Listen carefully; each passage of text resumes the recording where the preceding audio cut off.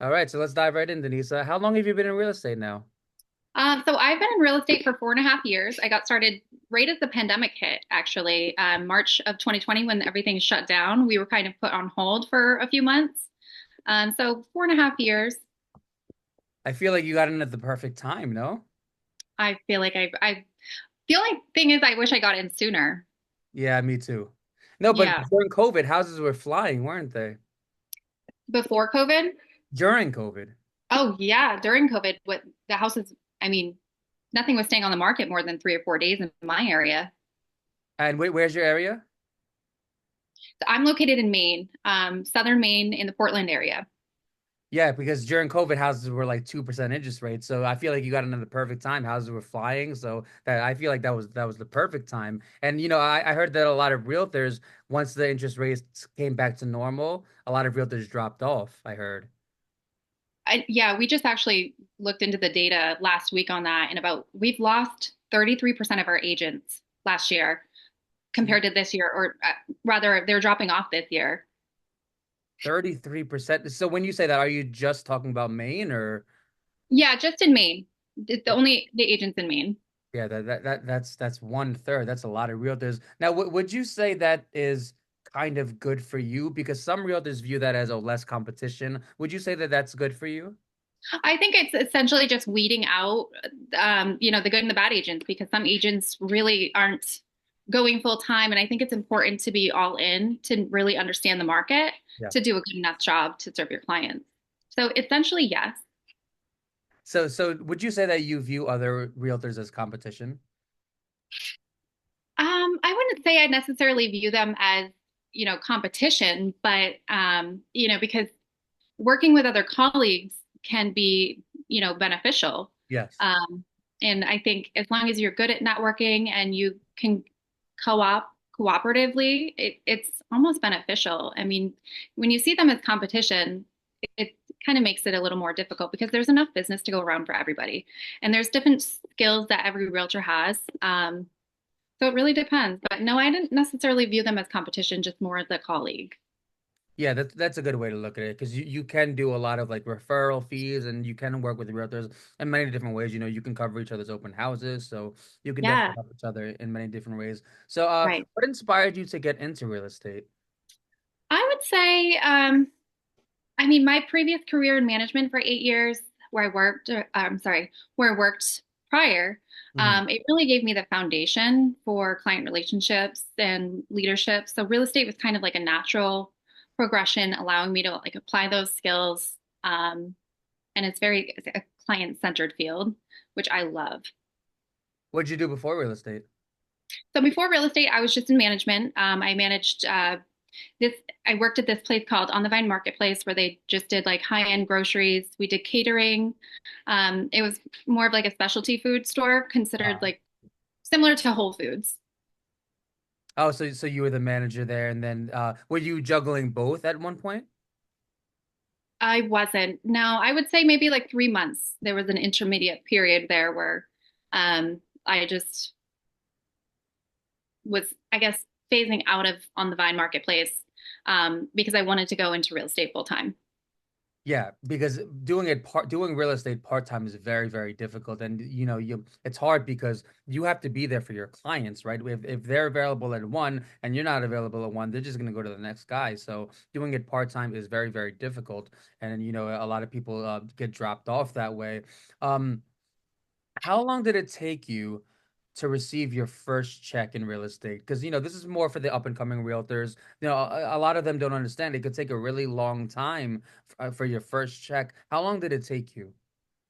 That's a great question. And because it was during the pandemic, when everything had shut down, Uh, they had put all these stipulations and protections in place to protect everyone from the virus. uh, So, I think it probably took me my first year. It was about 4 months or so. However, I know some people it's taken them all year to get that under their belt. Yeah, so just for the people listening at home, I think that 4 months is actually relatively fast because closing itself can take 2 to 3 months when you think about it. So, this was during COVID when the interest rates were low. So I think 4 months is actually relatively fast. And yeah, like I said, I think you got in at a great time. Denise, tell us about your very first, I mean, we did go over this, but let's elaborate a little bit. Tell us about Yeah. your very first year. It was during COVID. So, tell us what it was like. What it was your first year, but interest rates were low. So elaborate a little bit on that. Yeah, so the first year was actually both very exciting, but also very challenging, adapting to that fast-paced competition with Uh, so many offers getting bid on one house. It was tough, but every client and every deal was different, and it still is to this day. I focused heavily on understanding the market and building a network. So it was really a learning curve the first year. Yeah, I feel like generally speaking, the first year is sort of like setting up. You're joining a brokerage, you're paying the brokerage fees, you're learning, you're talking to other realtors, you're networking, you're getting your name out there, you're getting business cards. I feel like the first year is kind of like setting up in a way, setting up Yeah, for you're for just the future. finding your footing, you're finding out, who's going to be in your pipeline, Uh, just looking at your own database from your sphere of influence. That's really what I wanted to lean heavily on. And you're also learning your own style. Every realtor has their own style. Some are more assertive, some are more friendly, some only do sales, which to me is ridiculous, but some only do listings. And, so you're also learning your own style, which Right. could take a while. And everyone has their own style, which is great. Um, Yeah. Denise, walk us through a normal day in your shoes. What time do you wake up? Coffee or tea? Walk us through a normal day. All right. So I usually am up and going by 7 in the morning. I have meetings every morning that start at 8:30. Every So single morning? typically, yeah. So every morning, we're just going over market trends, practicing scripts, whatnot in that morning meeting. And it just gives us that, kind of boost of camaraderie from the team to get us fired up and ready to go for the day. So I definitely start with a couple cups of coffee. But a typical day after the meeting is checking in with my clients and going through my pipeline and seeing who's in my list for nurtures that I need to stay in touch with because communication is key in this business. I really check over the market every day, our local MLS to see what is trending, what's going under contract, Uh-huh. managing transactions. And I dedicate a lot of my time to lead generating. One of my main focuses is cold calling or working on expireds. But a lot of my business comes from, past clients, referrals. So it can be challenging and changing every single day depending on what's on the schedule. But most of the time, it could be scheduling viewings, property showings, Yeah. previews, things like that. Every day is different. Which platform do you use to cold call? We have a dialer system called Mojo. Okay. Mojo, yeah, that's not free. No, no, it's something that we pay for. And we've also looked into recently hiring an ISA agent, which is awesome. He's there on the phone dialing for 3 hours a day. Yeah, and 3 hours is actually not even that much. There's some realtors who dial much more. Are you on a team? I am. So tell us about that. I'm on a team too. Tell us about how that works. So being on a team, it has its pros and cons for me. That's what I started out with. So having that sense of camaraderie from the team, everybody has different skills. Yep. Every agent has a different skill set, whether it's one is excellent at marketing or one is excellent at like scouring the data Hmm. and pulling numbers. We're all there to just kind of like feed off each other and benefit from each other. It's really great because if we ever have a question, we can lean on each other for that. But it is just, it's nice to be able to network and have those guys on your back, on your side too. If one of us gets sick, we can help each other out with it with their clients. It's really beneficial in my standpoint, but I know every agent is different. And the only con is you got to split all commissions. Yeah, not necessarily all of them, because a certain percentage goes to your brokerage and then a certain percentage will go to your team, but you have to find that balance and what works for you. Yeah, I mean, I think at the end of the day, it's better to have more closings, even if it's a smaller percentage, than than less closings if you get a larger percentage. Would you Oh, agree with that? yeah, definitely. Especially for newer people, not that you're new, but especially for newer people. I think if there's one piece of advice I could give to new people, brand new people, it's join a team. So Yeah, you have a team leader. Now, is this team leader the same as your broker, or are they different people? they're different. So we have a main state broker for eXp Realty, Hmm. which is what the company I'm with. And then your team leader, how are they? Tell us about your team leader. Oh man, my team leader. So I actually met her. She recruited me from when I was working at on the Vine. She kept coming in and saying, you would be so good at this. Like you've got to try it. And it was always one of my thoughts in the back of my head. I actually did a huge presentation back in eighth grade saying that I wanted to be a real estate agent when I grew up. Oh, nice. It was really funny. And so it was kind of on the cusp during before the lockdown happened. Well before the lockdown happened. So I took the course early 2020 or late 2019, Hmm. was licensed by March, and that's when everything shut down. And she's just been a great team leader. She is, a fiery Irish German redhead woman. She's super good with just training and teaching you. And a lot of these things you don't learn much in the real estate class until you get into The actual field. the field and you're Mhm. working with clients and having firsthand experience. But she's been, the tower to our team and just building everybody up to the point where they are now. And she's an incredible educator. That's great. Having a great team leader is really important. And I'm sure that if she wasn't a great team leader, you probably wouldn't even be on the team. You know, Right. there there are some people who say that teams are really good for the new people, and then after a while, it's good to break off away from the team and be on your own because I guess because then you already built the brand and because now obviously you don't want to split commissions. So would you agree with that, or would you say that your plan is to stay on the team long term? That's a great question, actually. So my plan personally is to stay on the team just because I know how much I benefit from that. Mhm. Um, but a lot of people I can't say because I haven't been solo yet. So I can't necessarily talk from a personal stance. In my experience, I've just had great success working with a team. So I can't see myself being solo and losing that team aspect and having all of that support and knowledge just to back it up.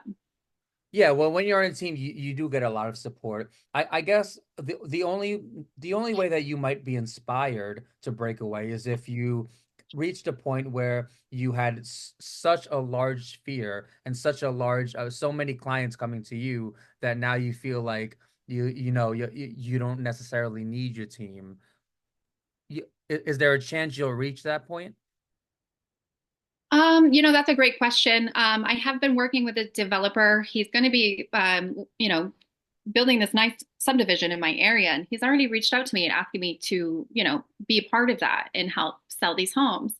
So that is a possibility, but I don't think it would be the same because our team is a powerhouse, and I wouldn't want to just step off on my own, having to, I guess, manage all of that without them.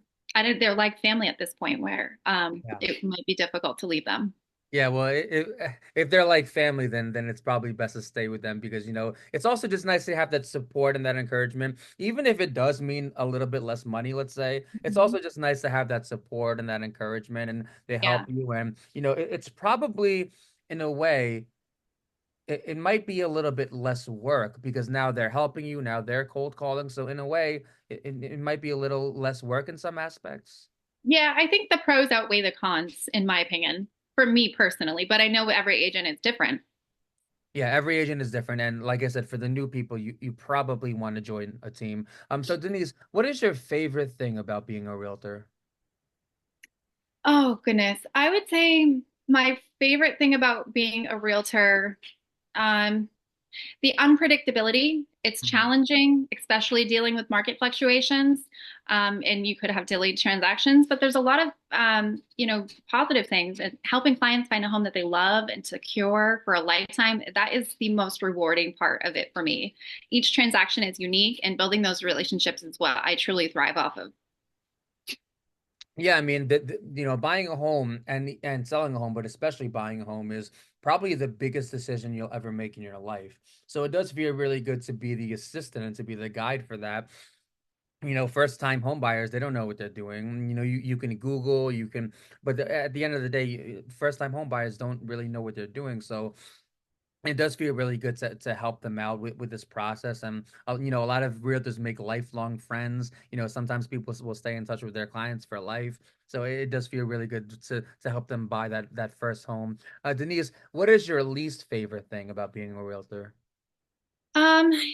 There's actually a lot of administrative work that goes into it in the back end that most people don't see because, you're seeing somebody on social media and how they're marketing themselves, but they don't see what truly goes on behind the scenes when a transaction starts to crumble because the buyer lost their financing. That's the unpredictability of the market. And, sometimes you may go 3 to 6 months without a paycheck, and Yeah. that's part of the business. So that's the only part that, can be kind of iffy.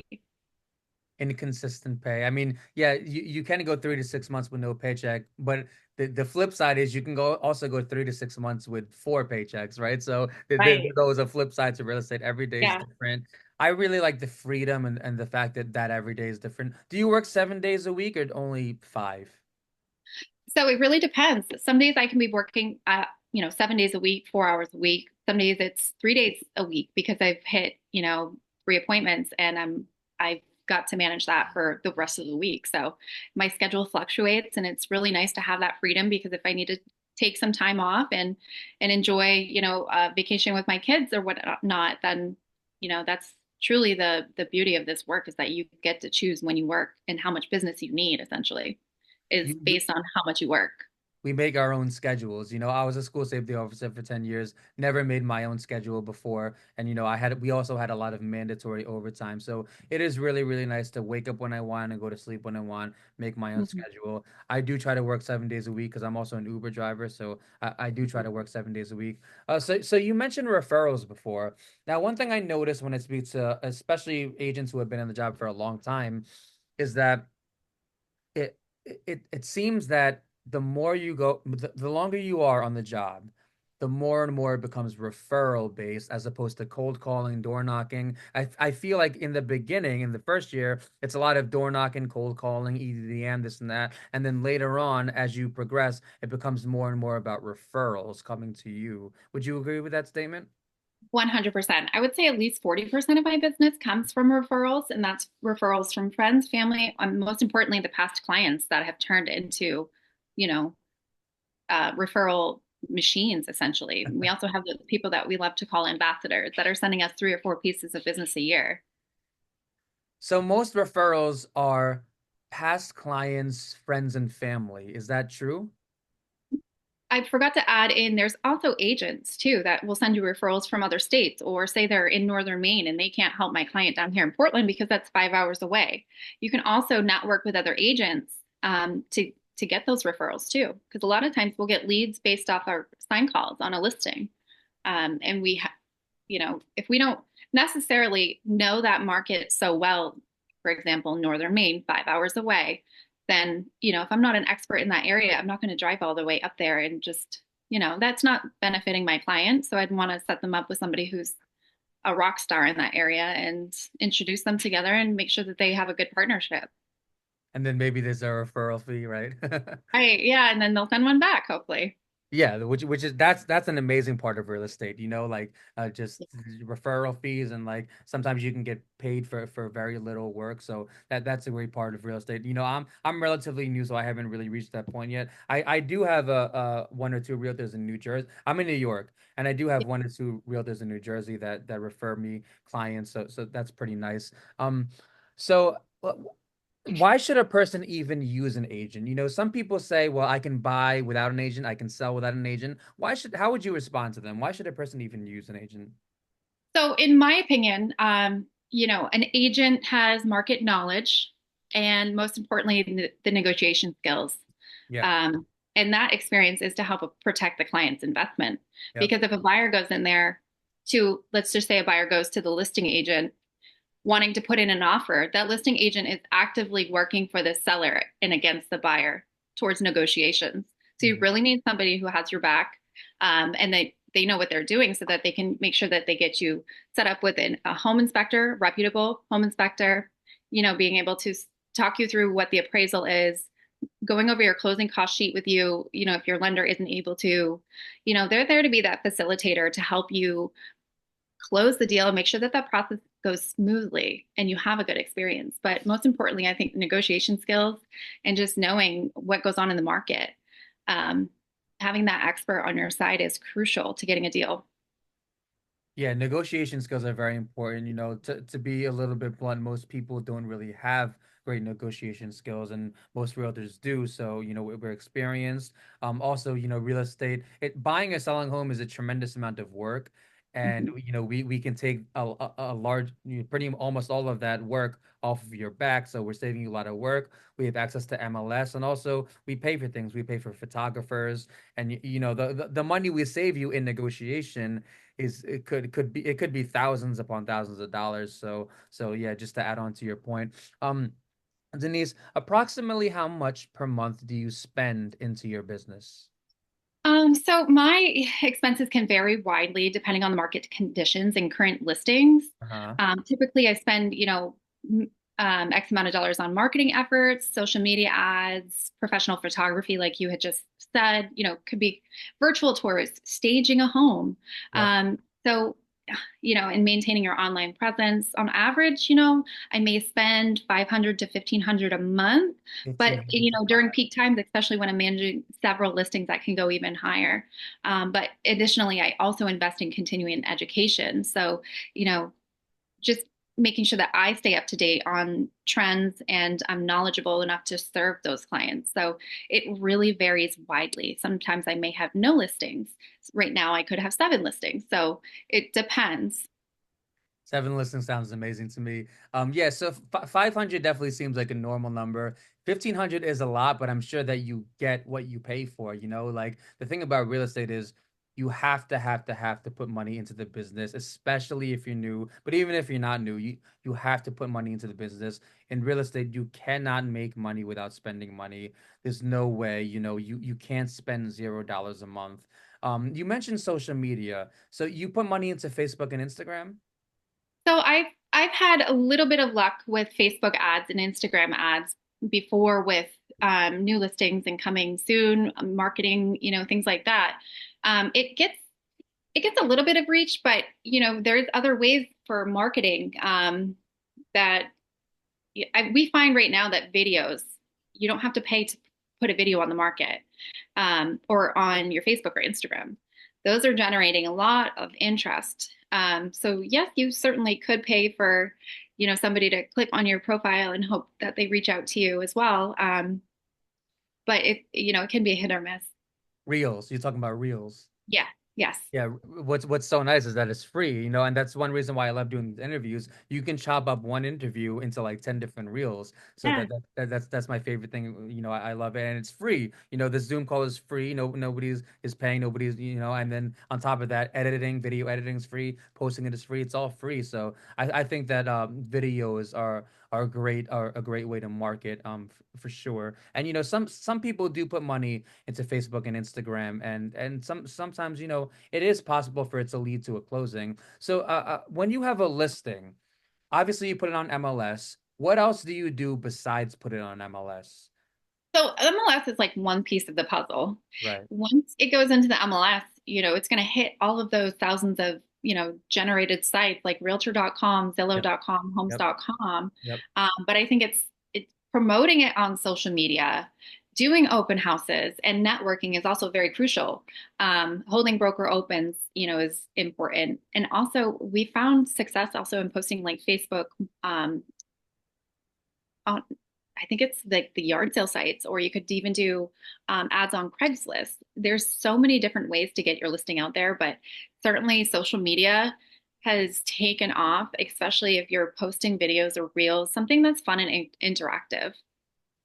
Yeah, I mean, I think that especially if it's a more expensive home, let's say it's a $2 million home, let's say, I think that posting it on social media and maybe even putting a few bucks into Instagram ads and Facebook ads might be worth it. Would you agree with Yeah. that?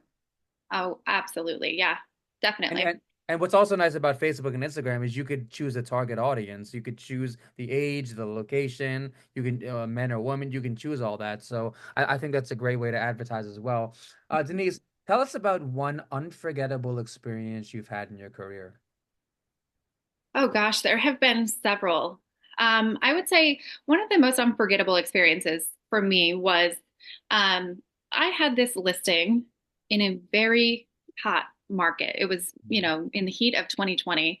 We were getting multiple listings on every home that was going to market. And this was one of my first listings that I had put on the market. The sellers were contingent upon the sale of their home in order to purchase another. So we also had to find a home in their school district. Um, we were able to secure them a home. We beat out five other offers, even though ours wasn't the highest offer.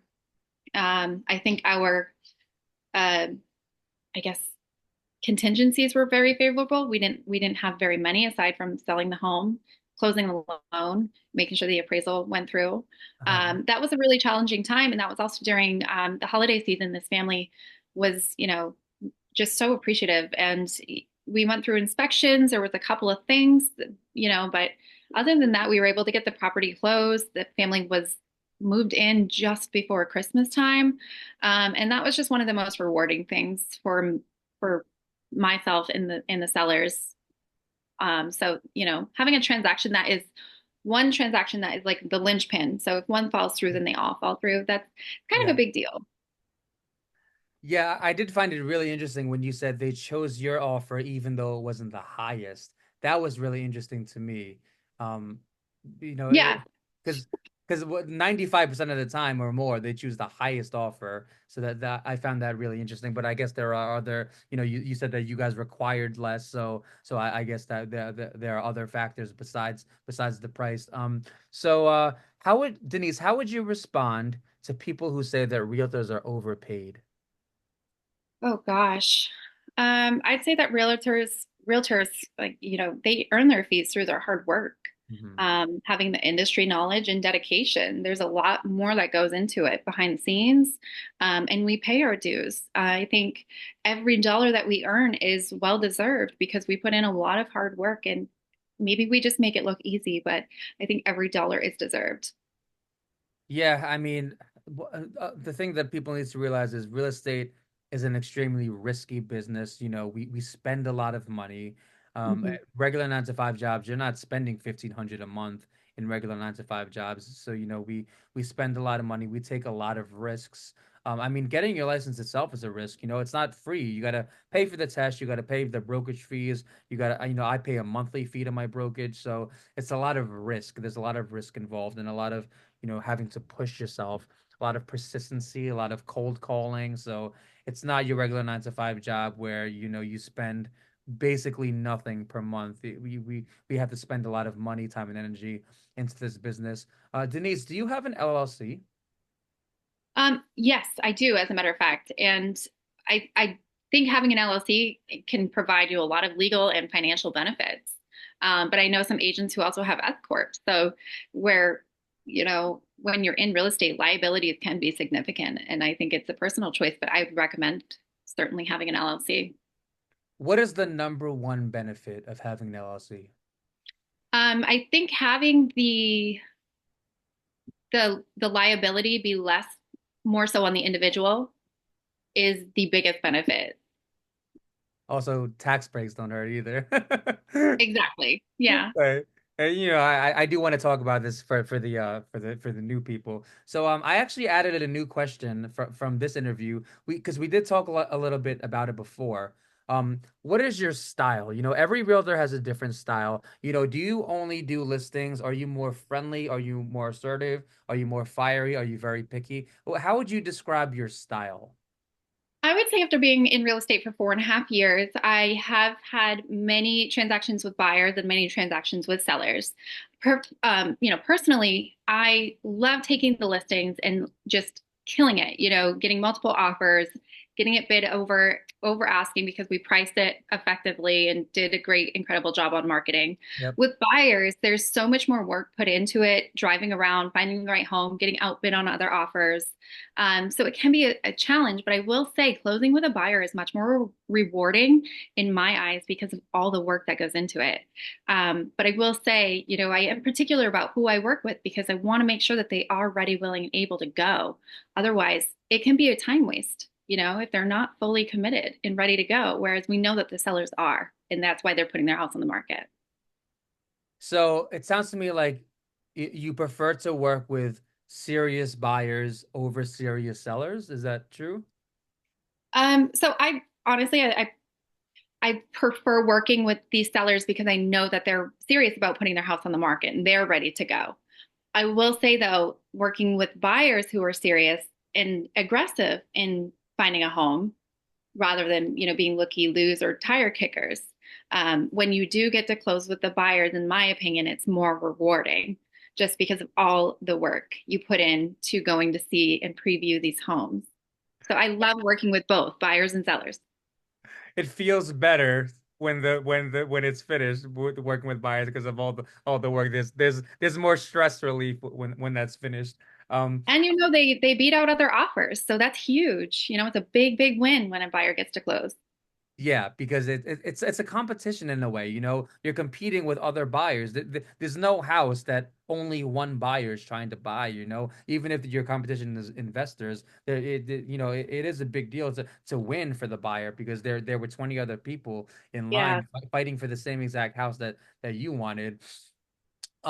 Yeah, so that's one thing I forgot to mention before is that there is a tremendous amount of flaking in real estate, especially when you work with buyers, a tremendous amount of flaking. So back to the overpaid thing, like yeah, sometimes the check is big, but sometimes we had to deal with 20 flakers before we got that check, so I'm sure that you've had a million flakers in the past, haven't you? Ugh, if it was a million, I don't know if I would still be doing this. No, I'm Right. kidding. But I have had some. I've worked with a buyer for 6 months and then they lost their financing, So you could be traveling around the state for 6 months looking for homes because you're being outbid or, you're just putting in a lot of your own time, a lot of your own resources to get these buyers offer How do you accepted. And sometimes they just say, I'm gonna wait till next year. how do you filter your clients? So that's, I would say over the last couple of years, I have become a lot more particular about who I decide to work with. So making sure that they are ready, willing, and able. They need to make sure, of course, we're not going to go home shopping without a pre-approval letter. And Mhm. I need to speak with the lender to make sure that they are qualified. Maybe make sure that they've already been put through the automatic underwriting system. There's a couple of things that you can weed through and see who is actually ready to go. And if they're not quite ready to go, that's okay. You're just going to put them on in your pipeline on a nurture list and just keep checking in with them until they are ready. Do you have a CRM? Yes, I do.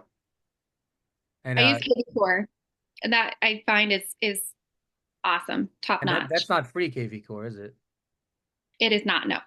Right. So I know that there are a lot of CRMs that are free. Why not just switch over to those instead of use KV Core? Well, I think the benefits outweigh the free one because what this one does, it kind of sets us apart. Whereas it's doing a lot of the background work for me. Hmm. I can put in everybody in my database. I can select all and just make sure that they're all put under a certain hashtag. They'll get an email sent out every month or every week, depending on what they're looking for. It alerts me when somebody is, browsing homes or if somebody reaches out with a question, I get notified immediately. And it kind of streamlines my business. So it takes out like the guesswork. As long as I have the right campaign set up, um, it is a huge benefit to having that in the business. So you mentioned sending blast emails. How often do you send blast emails to old clients? How often do you send those? So it really depends. My closed clients, I will make sure to at least have a couple of touch points throughout the year with them. I'll send them an anniversary letter, but mostly, around the holidays, the new year. 3 or 4 times a year, I try to touch base with them. That's really interesting because that's something that I need to start doing. This is where like the successful realtors tend to get you separate from the non-successful realtors. Because a lot of successful realtors I notice they send a lot of blast emails. They follow up with old clients more. I know some people who send actual handwritten letters out. Yeah. Do you do that too? I don't personally do that, but my colleague Holly does, and she's had such good success with personal letters. We call them power notes. Just sending a quick hi, how you doing? Like just thinking of you. Hope everything's well. Contact me if you need anything, or if there's anything you need. If you need a contact or a referral for somebody to clean your heat pump, I'm here for you. Just one of those. You want them to stay. You want to stay top of mind, and just make sure that even if they don't reply, that's okay. At least you're putting in the effort to reach out and just make sure that you're still thinking of them because follow up, it's all in the follow up. Yeah, yeah. I think the importance of follow-up is so underrated. One handwritten letter can literally lead to a closing. And like you Yeah, said, it's all about staying in their mind, because there's so many other realtors.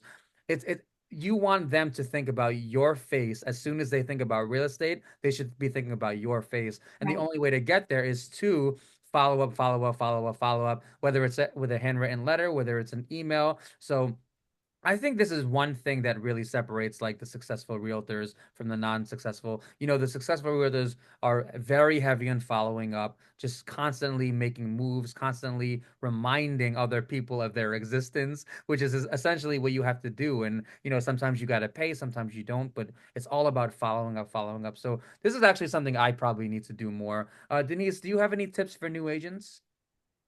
That's a great question. I think, if you are a brand new agent, focus on yourself right now, not what other agents are doing, because there are going to be so many different agents doing 100 different things. I just think it's really important to focus on yourself, your business, and what you want in real estate, because the most important thing when you're first getting started is just getting that firsthand experience, that knowledge. You know, Schedule yourself a tour, go to some houses that are vacant and just, walk through them. I think it's really important to also learn market and statistics and study that, to become an expert, a local expert, at least, you can practice your own town. I think it's just really important to put yourself in the business and get excited. Go to networking events, there's a lot to be done, but it can also be very overwhelming. So that's why I say focus on yourself and your business and not so much about what other agents are doing. And just, you can certainly network and do all of that. But if you want to grow your business, focus on your clients and your database. Yeah, and I want to go back to when you said your hometown. I think it is really, really good to focus on your hometown and where you live because you're already there. They're seeing your face. And one of the best pieces of advice I got was that it's better to hit 100 homes 5 times than 500 homes once. Yeah. I thought that was really, really good advice. Yeah, focus on your hometown. I think that's really good advice. Denise, where can people find you? So you can find me on Instagram at Denise Sells Maine with eXp Realty. I'm also on Facebook, Denise Swett at the Maine Homes Group.